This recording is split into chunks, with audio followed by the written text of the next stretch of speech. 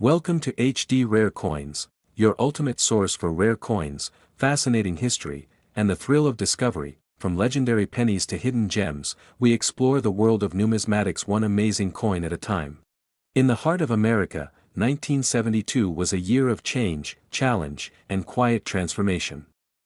It was a time when Richard Nixon was still in office, the Vietnam War continued to weigh heavily on the nation's soul, and the Watergate scandal was a whisper on the horizon. The music of the era drifted through the air. Don McLean's American Pie told tales of cultural shifts, while young people gathered in parks and protests, seeking answers to the questions of their generation. Amidst all of this, tucked inside the daily rhythm of grocery store transactions, vending machine purchases, and lunch counter tips, were copper coins quietly passing from hand to hand. To the average American, the 1972 Lincoln penny was just another cent, indistinguishable from the ones minted in the years before or after. It bore the same stoic image of Abraham Lincoln on its obverse and the familiar Lincoln Memorial on its reverse. It was worth 1 cent, and it served its simple purpose. But time, as it often does, had plans for this small, copper disc. Beneath its modest surface, the 1972 penny holds layers of history, design, and fascination, elements that would turn an otherwise ordinary coin into a legendary artifact for collectors decades later. The D mint mark under the date stands for Denver, where the coin was struck. That tiny letter carries weight in the numismatic world, for Denver minted coins have a history of subtle errors, distinctive strikes, and intriguing anomalies. The 1972 penny would follow in that tradition. To truly appreciate this coin, we need to take a step back into its lineage. The Lincoln cent, introduced in 1909, marked a bold shift in American coinage.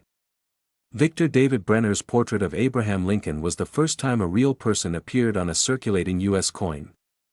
For over 6 decades by 1972, this design had stood the test of time, enduring wars, economic crises, and societal revolutions. Yet it was in the details, the minute aspects of the minting process, that variations emerged, and where the story of the 1972 cent begins to take on new life. The 1972 penny was composed of 95% copper and 5% tin and zinc, standard for pennies of that era. Weighing 3.11 grams, with a diameter of 19 millimeters, it might seem identical to its millions of siblings. And indeed, millions were produced, over 2.6 billion, in fact. But within this massive sea of coins were a handful of exceptions, coins that bore double dies, coins with striking errors, and coins that escaped the usual wear of circulation, remaining in mint state condition through sheer luck or careful preservation. Double die coins are the crown jewels of era collectors, and while most famously associated with the 1972 Philadelphia minted cents, the Denver Mint was not without its own peculiarities. While not as widely known as the 1972 no mint mark, double die obverse, the 1972 mint produced its own unique anomalies, some subtle, others striking. Imagine being a mint worker in Denver in 1972, overseeing a press capable of striking thousands of coins per minute. A momentary slip in die alignment, an unnoticed re-engraving, or a minuscule twist in the die's angle could result in a doubled image, 2 impressions of a letter or number slightly offset from each other. Most would go unnoticed, but some would be caught by collectors years later, under magnifying glasses and coin microscopes, and those errors would fetch astonishing prices. One of the most remarkable aspects of the 1972 penny is how unassuming it is. It's not flashy, not commemorative, not layered in gold or silver. Yet, it carries with it decades of stories, from its minting at the Denver facility to its journey across cities, towns, and perhaps even forgotten jars or old lunchboxes. And then, through the eyes of a collector, its journey changes. What was once change becomes a treasure. In high-grade condition, what collectors refer to as mint state, or MS, the 1972 penny becomes a different beast. These are coins that have never circulated, never touched the bottom of a purse or the tray of a cash register. They are sharp, vibrant, and flawless, with original mint luster still shimmering under the right light. Most coins struck in 1972, especially in such vast quantities, suffered from bag marks, scratches, and general handling. Finding one in pristine shape is like discovering a perfectly preserved leaf from a tree felled half a century ago, and it's not just condition that drives value, it's rarity and demand. Among the billions minted, only a small percentage survive in top condition. An even smaller percentage feature die variations, and within that group are coins that, for one reason or another, spark the imagination of collectors. Whether it's a die crack, a doubled image, or simply a near-perfect strike, these outliers become the centerpieces of collections. Stories began to emerge of individuals finding these rarities. A retiree in the Midwest, sorting through a coffee tin of saved coins, stumbled upon a 1972 D penny in gleaming condition. He had saved it without a second thought, yet it turned out to be one of the most pristine examples known to exist. A young collector at a coin show in Colorado picked up a 1972 D penny from a dealer's bargain bin, only to later discover it had a rare die clash, a ghost-like outline of the Lincoln Memorial visible on the obverse.as. These stories circulated, demand grew. Numismatic forums buzzed with chatter. Grading services began to certify more 1972 D pennies, and auction houses started highlighting them. One coin, in particular, drew national attention when it crossed the auction block at an elite numismatic event. Certified MS-68 red by PCGS, meaning it was near flawless and retained its original red copper color, it was one of the finest known examples. The bidding war was fierce, fueled by collectors, investors, and institutions. In the end, it sold for an eye-watering $155,000 a penny. 1 cent. Once nestled among pocket change and candy wrappers. Now, a five-figure treasure, because someone took the time to look a little closer. As the story of the 1972 D Lincoln penny continues to unfold, it's important to understand just how complex and meticulous the minting process was during that era. The Denver Mint, one of the primary production facilities of the U.S. Mint, had already established a reputation for its high output and efficiency. Yet, even in such a tightly controlled environment, the tiniest variation could produce anomalies with massive implications. Decades later, each die used to strike a penny was a product of careful preparation, hardened steel engraved with the design elements that would be transferred onto each blank coin. These dies endured immense pressure with every strike, often hitting blanks hundreds of thousands of times before being retired or replaced. It was in this repetitive and intense environment that minute changes occurred, flattening of details, microfractures, or slight shifts in alignment, creating varieties that collectors would one day revere. The 1972 D penny became a prime example of this phenomenon. For most of the American public, coins minted in Denver that year were indistinguishable from any other. But seasoned numismatists began noticing subtle peculiarities. Some coins showed doubling in areas like the date or the word Liberty, albeit more subtle than the more publicized Philadelphia issues. Others had minor cuts, raised areas caused by die breaks, or even off-center strikes, which added layers of rarity to a seemingly ordinary coin. What fascinated collectors most wasn't just the physical coin, but the story it told. Here was a piece of copper, struck during a time of political upheaval and social transformation, that had journeyed through time with a message etched in metal. It connected them not just to history, but to the very process of history-making, to the industrial heartbeat of the nation, to the hands that touched it, and the eyes that overlooked it until one pair finally saw its worth. The American coin-collecting boom of the 1970s and 1980s provided fertile ground for these discoveries. Coin shows expanded across the country. Publications like Coin World and Numismatic News began featuring letters from everyday people who had stumbled upon strange and unique pennies.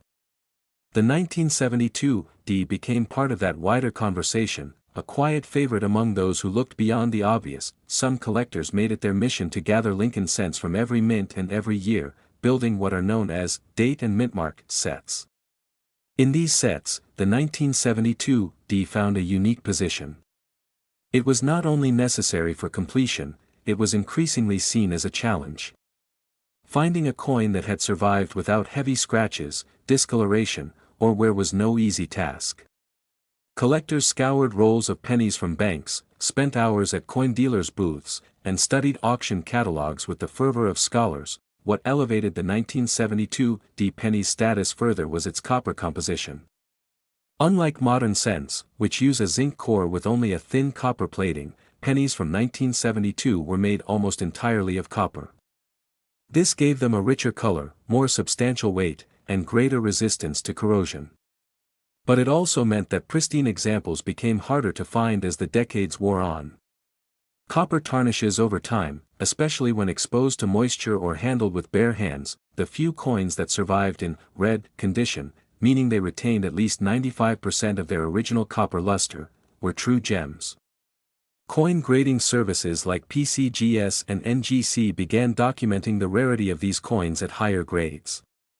An MS-67 red was exceptional. An MS-68 red? That was a once-in-a-lifetime find. The population of these ultra-high-grade coins was small, sometimes only in the single digits, and collectors knew it. It was the spring of 1984, and America was standing at a crossroads of cultural change and political momentum. The economy was regaining strength under the Reagan administration, personal computers were just beginning to infiltrate households, and the nation was slowly adapting to a new digital frontier. Amidst this wave of innovation and optimism, the U.S. Mint continued its quiet, relentless work, striking coins that would pass through millions of hands, carry countless stories, and, in rare cases, become treasures of extraordinary worth. In Philadelphia, Denver, and San Francisco, presses thundered with precision, turning sheets of copper-plated zinc into the humble 1-cent penny. Among them, the 1984 1-cent coin stood out, not at first, but only in hindsight, as collectors and historians would come to realize that one specific year, one simple cent, would one day command attention not only for its design but for its scarcity, its quirks, and its mystique. The 1984 penny bore the familiar image of President Abraham Lincoln, whose dignified profile had been gracing the obverse of the coin since 1909, the centennial of his birth. Designed by Victor David Brenner, the Lincoln portrait had become one of the most iconic and longest-running motifs in American numismatics. Yet, there was something subtly different about some of the 1984 issues, something that made a few of them special, unique, and worth thousands. But back then, no one knew. The obverse showed Lincoln facing right, his collar sharply defined, his cheekbones firm, and the inscription, "In God We Trust," boldly arched above. To the left, Liberty, and to the right, the date, 1984, sometimes accompanied by a mint mark, D for Denver or absent for Philadelphia. At a glance, nothing seemed out of the ordinary. But in numismatics, the devil is always in the details. On the reverse, the Lincoln Memorial stood as a miniature shrine, meticulously engraved to mirror its real-world counterpart in Washington, D.C. The stairs, the columns, and even the tiny statue of Lincoln between the central pillars, all were visible to the trained eye. Above the structure, the words, "United States of America," arched proudly, and below it, the denomination, 1 cent.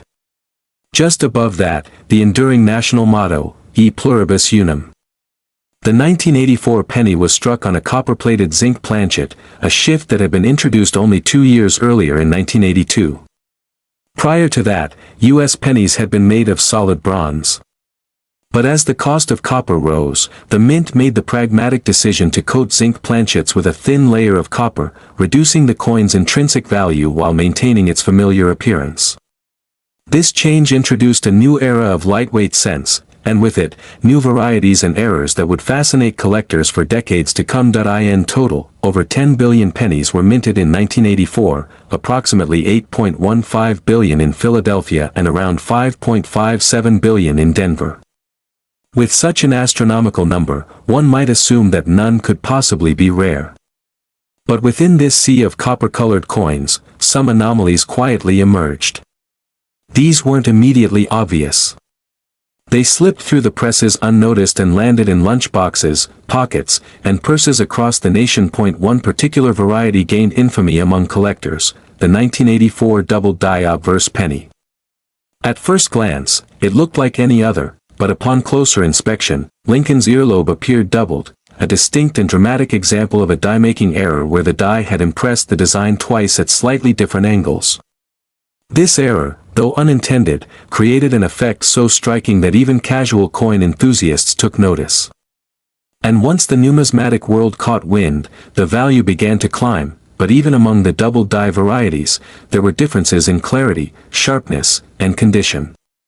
Only a handful of these coins survived in pristine, uncirculated condition, and even fewer in mint state grades above MS65. For collectors, these coins were like hidden treasures, modern-day relics with six-figure potential. 1 coin, in particular, struck in Philadelphia and graded MS68 red by a leading third-party grading service, captured the attention of the entire numismatic world. It was flawless, radiant, and bore the unmistakable doubling on Lincoln's earlobe. At auction, amid fierce bidding and hushed anticipation, the final hammer fell, and the 1984 1-cent penny sold for an astonishing $152,000. The news of the sale reverberated across the coin-collecting world like a sudden gust of wind rustling through a quiet room. Collectors, dealers, and even casual enthusiasts took notice. What was once just a simple coin, nestled unnoticed in drawers or jingling at the bottom of piggy banks, was now a symbol of hidden value.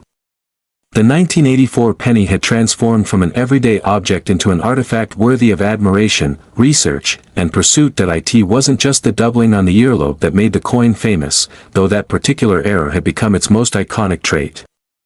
Over time, collectors began to uncover other subtle varieties, minute differences in strike pressure, planchet composition, and even rim detail.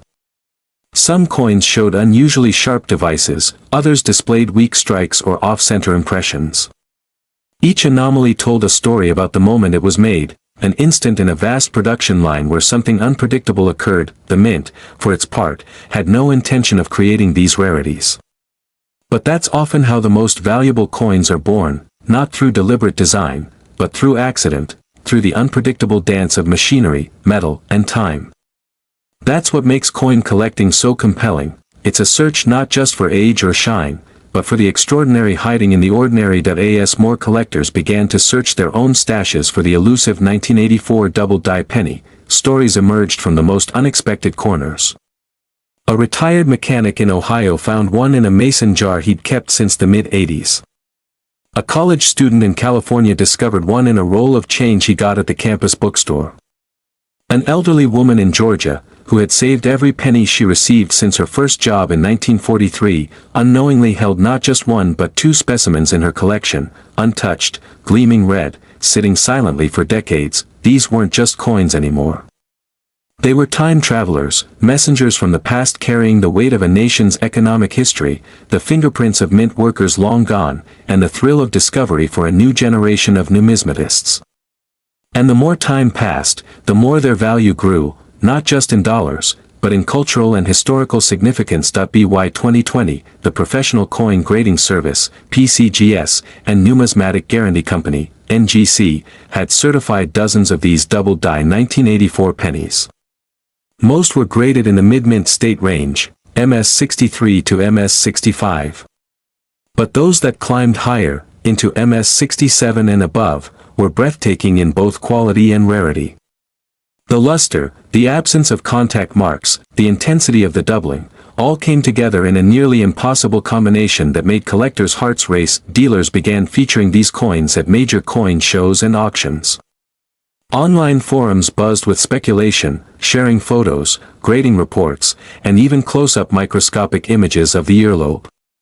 The doubling became a visual symbol for something bigger, proof that mistakes, when rare enough, could become masterpieces. The origin of the doubling lay in a now obsolete die-making process.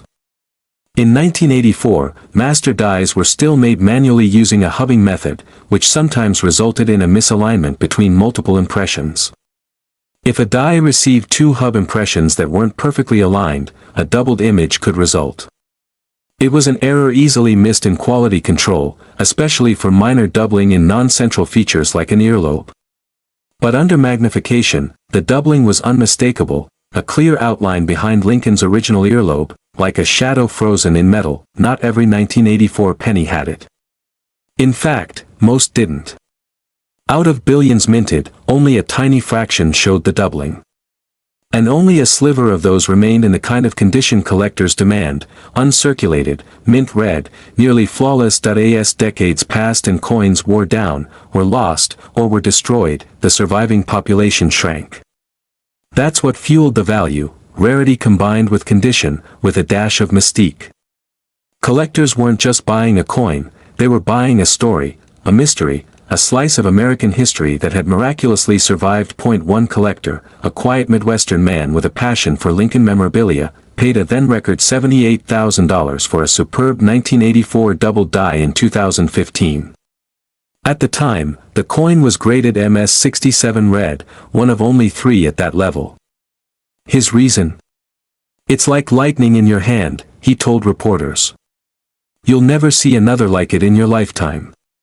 He was right, and wrong. Because in 2023, another surfaced. This time, in an even higher grade.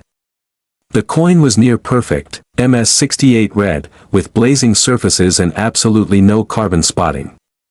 Its strike was razor sharp, and the doubling was more prominent than ever seen before. The bidding war was intense. Collectors, investors, and even museums joined the fray. When the final gavel hit, the room fell silent. $152,000. A new record. A new legacy.